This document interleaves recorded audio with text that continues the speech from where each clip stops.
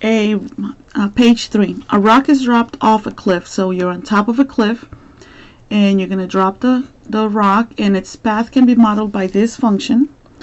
And when we look at this function, we notice that we have two terms. This is the square term, and this is actually the constant because it doesn't have a variable. So we know that a equals -16, b equals 0 because there is no linear term, and c equals 64. So these are things that you have to notice so you don't label your a and b and c wrong. We're going to answer the questions algebraically, and this time we only have one question because we're going to practice something in this page, but you're going to practice it. When did the rock land? At what time does the rock land? Landing means that your height is 0, but that's not what they want to know. They already know that the height is 0. At what time does the rock land? So you're on top of the hill, you throw the rock is falling, and eventually the height is 0, and this happens 2 seconds later. Okay. So graphically you can answer this quickly. Algebraically, assuming that you don't have the graph, when does the rock land? Well, we know that the height is 0.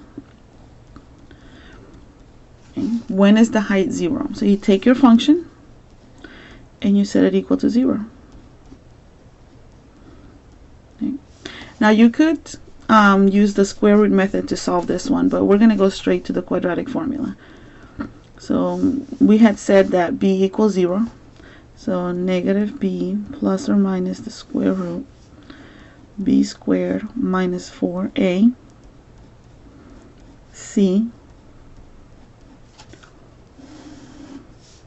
over 2a. Right. Using the calculator, you actually get two values. You get -2 seconds and you get +2 seconds. Well, negative time doesn't make sense, so the answer has to be 2 seconds later. So we get the same answer. One is using a graph and one is doing it algebraically. Alright, so what you're going to do right now is you're going to, below our functions for objects in projectile motion, let's find how long it took for each object to land. Landing means that the height is 0. At what time does the object land? So you can take each of these functions,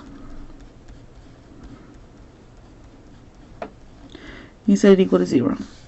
So this is the squared term and this is the linear term. So in looking at this, I know that a is -16, b is 160, and c is 0. So now use the quadratic formula. B plus or minus the square root. I'm going to have to write small. Sorry, students.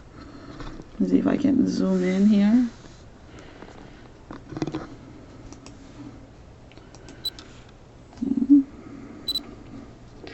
Squared minus 4ac over 2a. Okay. You type that in the calculator and you would get your answer, so you need to find out, okay? So in this one, we know this is your square term and that's your linear term. So your c is 0, right? Your a is -16, your b is 20, and your c is 0 here. In the next one, I'm zooming in so much I have to move the paper. You have all three terms. So this is your a, that's your b, and that's your c. If you look at this one down here, you only have two terms. This is your a, b is 0 here. So your a is -16, b is 0 because there is no linear term, and your c is 81. So please be careful when doing this, and then go ahead and solve these 6 problems and then bring them to me so that I can check your work, okay? Thank you.